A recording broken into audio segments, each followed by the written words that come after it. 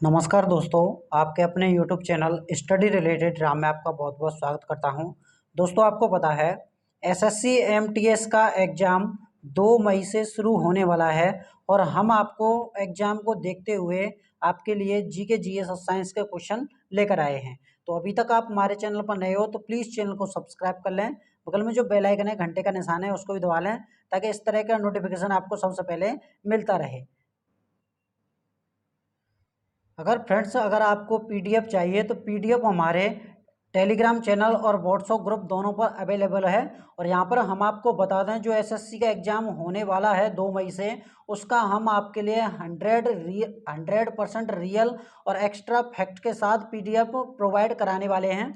और ये पीडीएफ आपके हमारे टेलीग्राम चैनल और व्हाट्सएप ग्रुप दोनों पर मिल जाएगी। ठीक है, इसमें आपके लिए जीके जीएस साइंस इंग्लिश और मैथ के क्वेश्चन होने वाले हैं, जो आपका एग्ज़ाम 2 मई से शुरू होने वाला है। तो वीडियो को ज़्यादा से ज़्यादा ज़रूर देखें और वीडियो से ज़्यादा से ज़्यादा शेयर जरूर करें और चैनल को सब्सक्राइब करना ना भूलें, ताकि एसएससी का जब भी एग्जाम हो उसका एनालाइज हम प्रॉपर तरीके से आपके लिए करा सकें। तो चलिए चलते हैं क्वेश्चनों की तरफ। इसमें हमारा पहला क्वेश्चन है, मौलिक अधिकार पर नीति निर्देशक सिद्धांतों को श्रेष्ठ किस संविधान संशोधन द्वारा किया गया है? तो इसका क्या आंसर हो जाएगा? तो इसका जो राइट आंसर हो जाएगा वो हो जाएगा आपका 42वां संविधान संशोधन है। और ये 42वां संविधान संशोधन आपका 1976 को किया गया था। कब किया गया था? 1976 को ये 42वां संविधान संशोधन किया गया था। और आपको बता दें, जो आपका मौलिक अधिकार है ये किस भाग में है? तो आपके ये भाग 4A में है। किस में है ये? भाग 4A में दिए गए हैं। ठीक है, इसमें हम बात करें, एक 86वां संविधान संशोधन हुआ था, जो आपका 11वां मौलिक अधिकार जोड़ा गया था। और 86वां मौलिक अधिकार में क्या था? ये शिक्षा का जो अधिकार है, किसका? शिक्षा का अधिकार इसमें 11वें संविधान संशोधन में जोड़ा गया था। ठीक है, कौन सा था 11वां संविधान संशोधन? ये आपका 11वां मौलिक अधिकार कौन सा था? शिक्षा का अधिकार। ये कब हुआ था? तो ये आपका 2002 में ये किया गया था। कब किया गया था? 2002 में ये किया गया था। इसमें बताया गया था, जो शिक्षा का अधिकार है, इसमें क्या बताया गया था? जो 14 वर्ष की आयु तक की शिक्षा का अधिकार और 6 वर्ष की आयु तक के बचपन की देखभाल का प्रदान इसमें किया गया है। ठीक है, किसमें? 11वें मौलिक कर्तव्य में। ठीक है, वर्तमान में अब बात करें, वर्तमान में मौलिक कर्तव्य कितने हैं? तो 11 मौलिक कर्तव्य हैं। 11वां मौलिक कर्तव्य कौन सा है? वो 86वां संविधान संशोधन, जो 2002 में शिक्षा का अधिकार जोड़ा गया था। ठीक है, तो आई होप ये आपको समझ में आ गया होगा। तो इसका जो राइट आंसर हो जाएगा वो हो जाएगा आपका सी, इसका राइट आंसर हो जाएगा।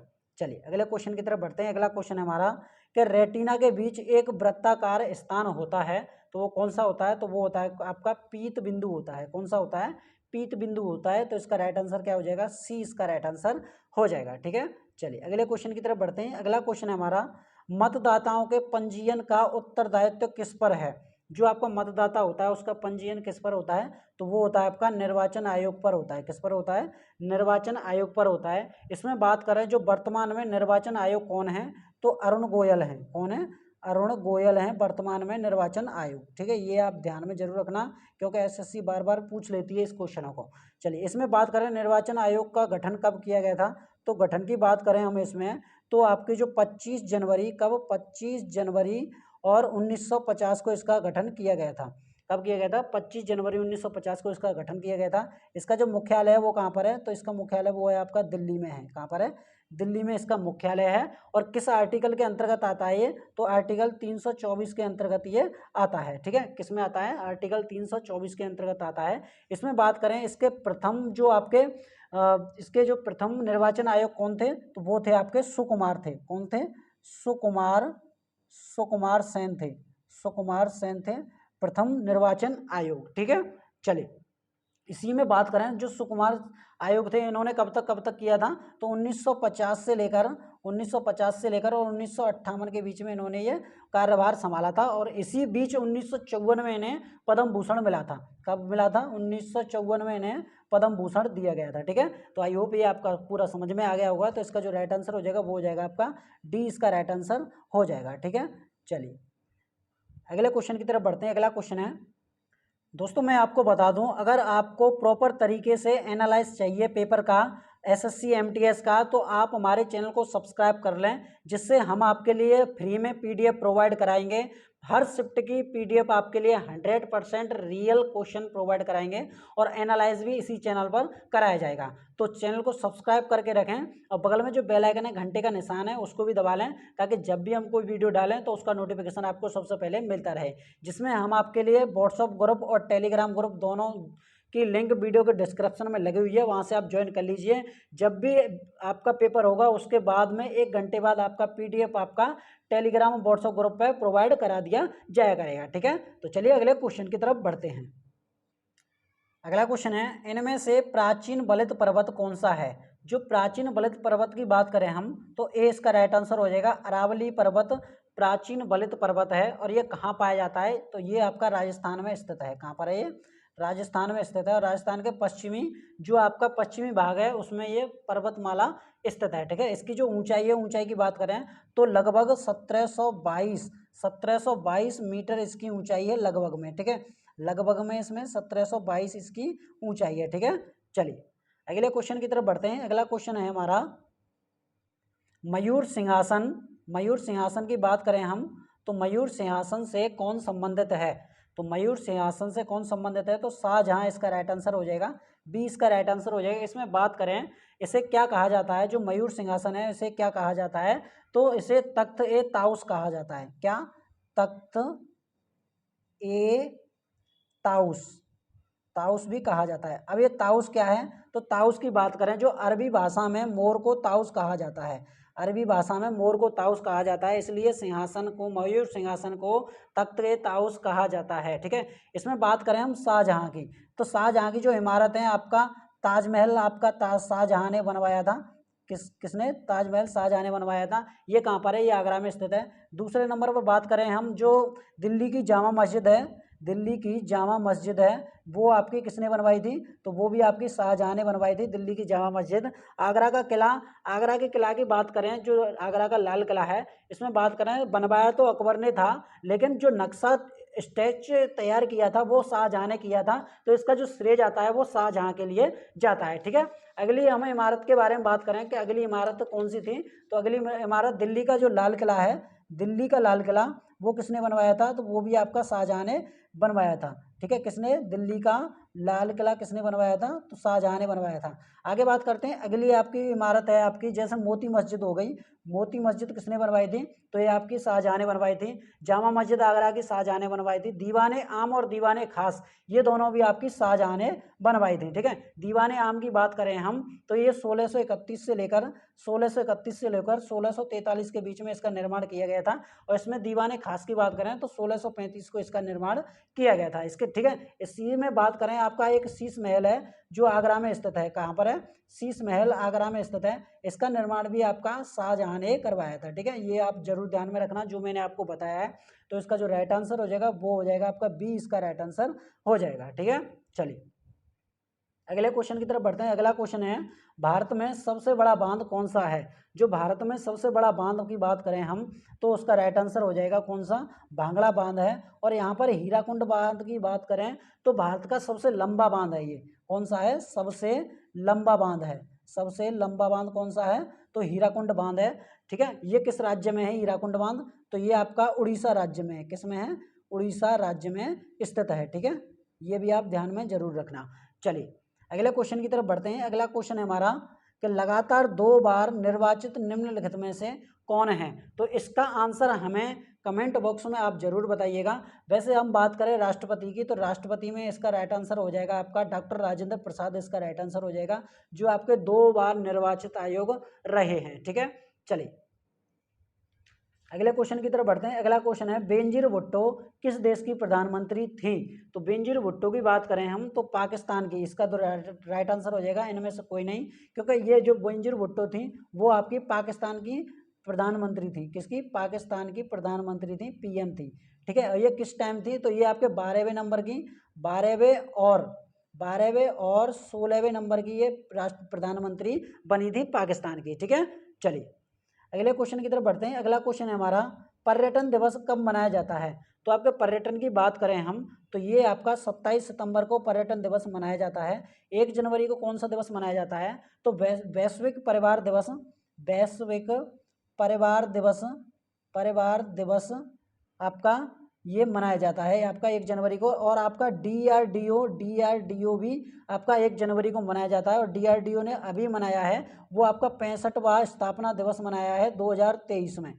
कौन से में? 2023 में 65वां स्थापना दिवस ये मनाया है। ठीक है, चलिए इसमें बात करें हम 31 मई को कौन सा दिवस मनाया जाता है? तो विश्व तंबाकू निषेध दिवस। विश्व तंबाकू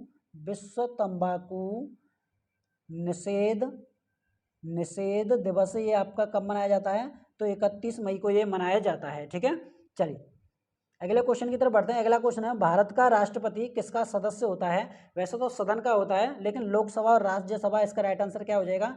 ए और बी इसका राइट आंसर हो जाएगा। ठीक है, चलिए अगले क्वेश्चन की तरफ बढ़ते हैं। अगला क्वेश्चन हमारा, 5वें वेतन की अध्यक्षता किसने की थी? तो 5वें वेतन की अध्यक्षता न्यायाधीश पांडे ने की थी। किसने की थी? न्यायाधीश पांडे ने की थी। ठीक है, ये कब की थी? तो 1994 में ये की गई थी।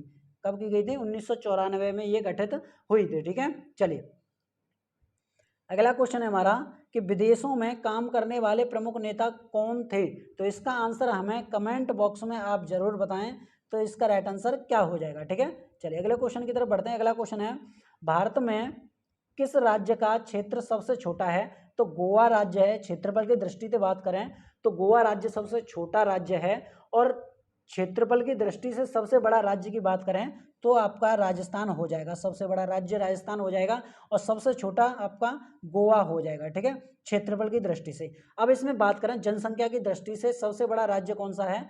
तो जनसंख्या की दृष्टि से सबसे बड़ा राज्य आपका यूपी हो जाएगा। ठीक है, कौन सा है? यूपी जनसंख्या की दृष्टि से सबसे बड़ा राज्य हो जाएगा। ठीक है, और सबसे छोटा राज्य जनसंख्या की दृष्टि से तो आपका सिक्किम इसका राइट आंसर हो जाएगा। ठीक है, क्या हो जाएगा? सिक्किम इसका राइट आंसर हो जाएगा। और क्वेश्चन के अनुसार हमारा राइट आंसर बी इसका राइट आंसर हो जाएगा। चलिए अगले क्वेश्चन की तरफ बढ़ते हैं। अगला क्वेश्चन हमारा, ग्रैंड ट्रंक रोड का निर्माण किसने करवाया था? तो इसका निर्माण शेरशाह सूरी ने करवाया था। और ये ग्रैंड ट्रंक रोड कहाँ पर पड़ता है? तो ये आपका अब अफगानिस्तान में पड़ता है। ठीक है, अफगानिस्तान की बात करें हम, इसे अब इसका नाम भी अब चेंज हो गया है। तो इसका नाम क्या हो गया है? तो जलालाबाद काबुल रोड इसका राइट आंसर हो जाएगा। ठीक है, काबुल रोड इसका नाम हो गया है। ठीक है, चलिए अगले क्वेश्चन की तरफ बढ़ते हैं। अगला क्वेश्चन है हमारा, नेक्स्ट क्वेश्चन है, भारत में अत्यधिक उत्पादन किसका सबसे ज़्यादा होता है? तो कोयला इसका राइट आंसर हो जाएगा। ये कितना उत्पादन होता है? तो इसका लगभग 36.65% इसका उत्पादन होता है। ठीक है, चलिए अगले क्वेश्चन की तरफ बढ़ते हैं। अगला क्वेश्चन है हमारा, तेल निर्यात करने वाले देशों ने एक व्यापारिक संस्था बनाई है जो किस नाम से जानी जाती है? तो 20 का राइट आंसर हो जाएगा। एपिक इसका राइट आंसर हो जाएगा। ठीक है, एपिक। अब इसकी बात करें, इसका जो मुख्यालय है ये कहाँ पर है? तो इसका मुख्यालय वियना में है। कहाँ पर है? वियना। और वियना ये कहाँ पर पड़ता है? तो ऑस्ट्रिया में पड़ता है। ये कहाँ पर? ऑस्ट्रिया में पड़ता है। ऑस्ट्रिया में ये पड़ता है। और इसकी जो स्थापना हुई थी ये कब हुई थी? 1950 में इसकी स्थापना की गई थी। और कहाँ पर की गई थी? बगदाद में की गई थी। ये बगदाद कहाँ पर पड़ता है? तो इराक में ये पड़ता है। ठीक है, ये भी आप ध्यान में रखना, कहाँ पर पड़ता है? इराक में पड़ता है। वर्तमान में इसके जो अध्यक्ष हैं वो कौन है? तो हैथम, क्या नाम है? हैथम अल हैस यहाँ के वर्तमान में अध्यक्ष हैं। ठीक है, चलिए इसमें देशों की संख्या कितनी है? तो इसमें 13 देश अभी शामिल हैं। कितने हैं? 13 देश अभी इसमें शामिल हैं। चलिए अगले क्वेश्चन की तरफ बढ़ते हैं। अगला क्वेश्चन है, फतेहपुर सीकरी का निर्माण किसने करवाया था? तो फतेहपुर सीकरी का निर्माण अकबर ने करवाया था। ये कब करवाया था? तो 1569 ईस्वी में इसका निर्माण करवाया था। और फतेहपुर सीकरी में शेख सलीम चिश्ती की दरगाह भी है। किसकी है? शेख सलीम चिश्ती। ठीक है, शेख, ये भी आपसे क्वेश्चन पूछ लिया जाता है कि शेख सलीम चिश्ती की दरगाह कहाँ पर स्थित है? तो शेख सलीम चिश्ती की दरगाह आपकी कहाँ पर है? तो फतेहपुर में ये आपकी स्थित है। ठीक है, चलिए अगले क्वेश्चन की तरफ बढ़ते हैं। अगला क्वेश्चन है हमारा, भारत का सबसे बड़ा नियोक्ता कौन है? तो भारत का सबसे बड़ा नियोक्ता रेलवे है। ठीक है, कौन सा है? सी इसका राइट आंसर हो जाएगा। रेलवे इसका राइट आंसर हो जाएगा। इसमें बात करें हम रेलवे की, तो 1853 ईस्वी में सर्वप्रथम रेल चली थी भारत में। ठीक है, ये आपका श्रेय किसको जाता है? तो लॉर्ड डलहौजी के शासन काल में ये रेल चली थी। लॉर्ड डलहौजी के शासनकाल में 1853 में रेल चली थी और लगभग 34 किलोमीटर चली थी। कितनी? लगभग 34 किलोमीटर चली थी। और कहाँ से? ये आपकी मुंबई से और ठाणे के बीच में, मुंबई से और ठाणे के बीच में आपकी ये ट्रेन चली थी। ठीक है, चलिए तो इसका क्या आंसर हो जाएगा? सी इसका राइट आंसर हो जाएगा।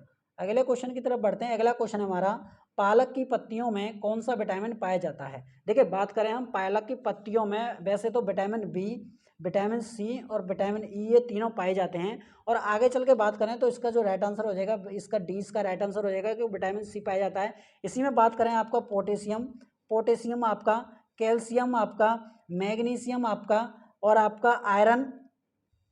ठीक है, आयरन हो गया, ओमेगा हो गया, 3 फैटी एड्स हो गया, ये आपके सारे के सारे पालक की पत्तियों में पाए जाते हैं। ठीक है, तो आई होप ये वीडियो आपको समझ में आई होगी और वीडियो को ज़्यादा से ज़्यादा शेयर करें। अगर आपको वीडियो अच्छी लगी हो तो लाइक ज़रूर कर दें।